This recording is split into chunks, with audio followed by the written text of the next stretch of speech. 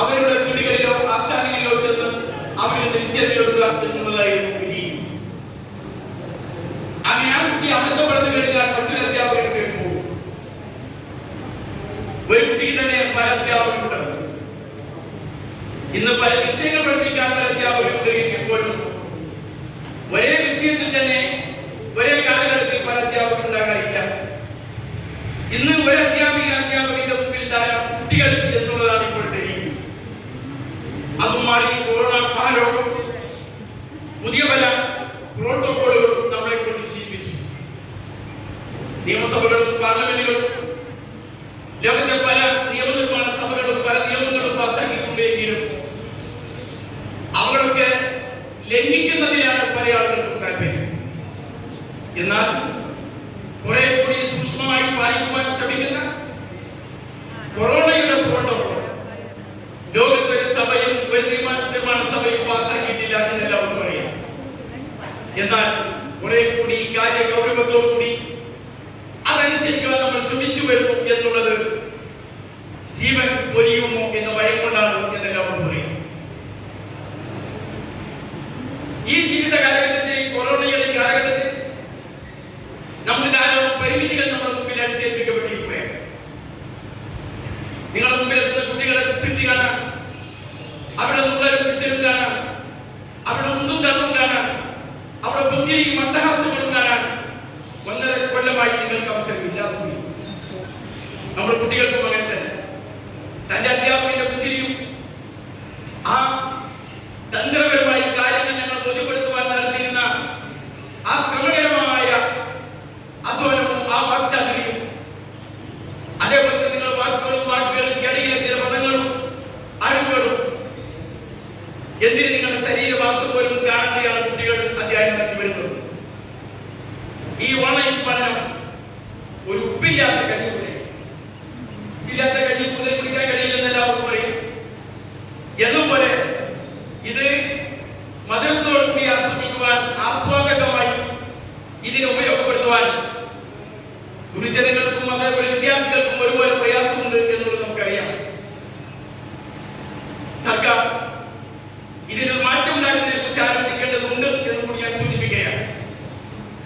India മഹാരാജ്യത്തിനകത്ത് പല സംസ്ഥാനങ്ങളിലും വിദ്യാലയങ്ങൾ പഴയതുപോലെ പ്രവർത്തിക്കുവാൻ തുടങ്ങിയിട്ടുണ്ട് എന്ന വസ്തുത വിദ്യാസമ്പത്ത് കൈമുതലായി കാണുന്ന കേരളം വിസ്മരിച്ചുകൂടാ എന്ന് കൂടി സൂചിപ്പിക്കുവാൻ ഞാൻ ആഗ്രഹിക്കുകയാണ്.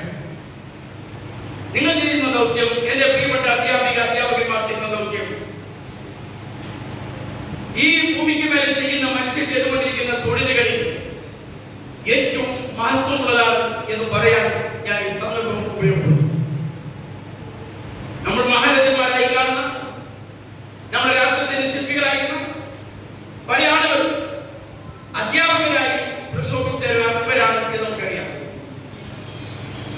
സർവപള്ളി രാധാകൃഷ്ണൻ എന്ന മഹാൻ ഇന്ത്യയിൽ മാത്രമല്ല ഓക്സ്ഫോർഡ് സർവകലാശാലയിലെ കൂടി വളരെയേറെ പ്രശസ്തനായ അധ്യാപകനായിരുന്നു എന്ന കാര്യം വിസ്മരിച്ചു പോകണം.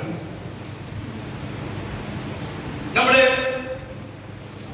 APJ അബ്ദുൽ കലാം അദ്ദേഹം രാഷ്ട്രപതിയാകുന്നതിന് മുമ്പും രാഷ്ട്രപതിയായി പിരിഞ്ഞതിന് ശേഷം ആ ഉന്നത പദവി അലങ്കരിച്ച ഇന്ത്യയിലെ മറ്റുള്ളവരാരും പഴയ തൊഴിൽ കാര്യങ്ങളിൽ ഇടപെട്ടതായി കാണുന്നു. എന്നാൽ APJ അബ്ദുൽ കലാം എന്ന മഹാൻ മരണമടിക്കുന്നവരെ അതുപോലും ഒരു അധ്യാപക ജോലി ചെയ്തുകൊണ്ടിരിക്കുമ്പോഴാണ് എന്നെല്ലാവർക്കും അറിയാം. അങ്ങനെ പ്രശസ്തരായ, അതിപ്രശസ്തരായ ആളുകൾ വിരാജിച്ച മേഖലയാണ് ഇത് എന്ന് നമുക്ക് എല്ലാവർക്കും അറിയാവുന്നതാണ്. നമ്മുടെ കേരളക്കാരായിരുന്ന നമ്മുടെ രാഷ്ട്രപതിയായ KR നാരായണൻ അവർ നമുക്കറിയാം ഡൽഹി സർവകലാശാലയുടെ വൈസ് ചാൻസലറായി. അതിനു മുമ്പും അദ്ദേഹം അധ്യാപക ജോലിയുമായി ബന്ധപ്പെട്ട് ഇഴുകിച്ചേർന്ന് മുന്നോട്ട് പോയിട്ടുണ്ട്.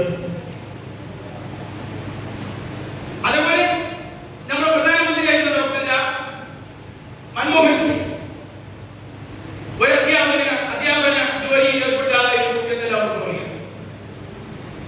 അങ്ങനെ നമ്മുടെ രാഷ്ട്രപതിമാരെ വരെ പരിശോധിക്കുമ്പോൾ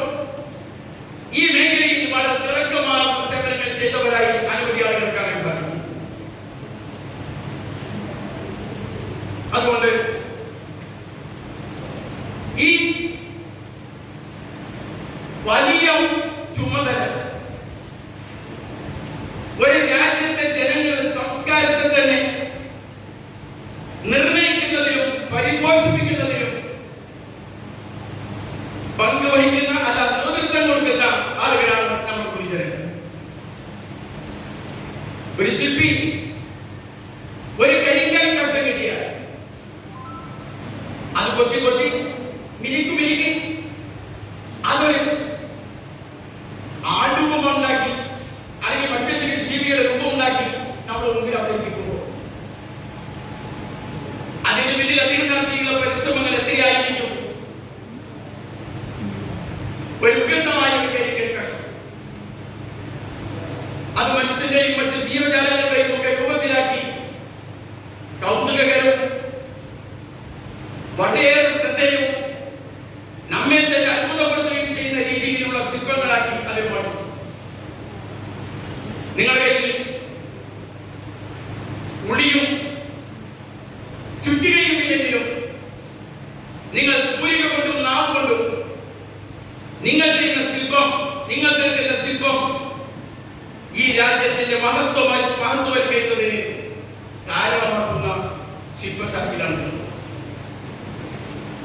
നിങ്ങൾ ശാരീരികമായല്ല സ്വഭാവപരമായിട്ടാണ് നമ്മുടെ ഗുരുജനങ്ങൾ അധ്യാപകന്മാർ നിങ്ങളുടെ കൈകളിലെത്തുന്ന പരുപറിക്കൽ തരത്തിലുള്ള വിദ്യാർത്ഥിയെ രൂപകൽപ്പന ചെയ്ത് പുറത്തേക്ക് കൊണ്ടുവരുന്നത്. ഇവിടെ ഞാൻ പറഞ്ഞ ഈ രാധാകൃഷ്ണനാണെങ്കിലും APG ആണെങ്കിലും അവർക്ക് അതേ രീതിയിലുള്ള സംസ്കാരവും സ്വഭാവവും വളർത്തിക്കൊണ്ടുവന്നതിൽ പങ്കുവഹിച്ച അനവധി അധ്യാപകന്മാരുണ്ട് എന്ന് നമുക്കറിയാമല്ലോ.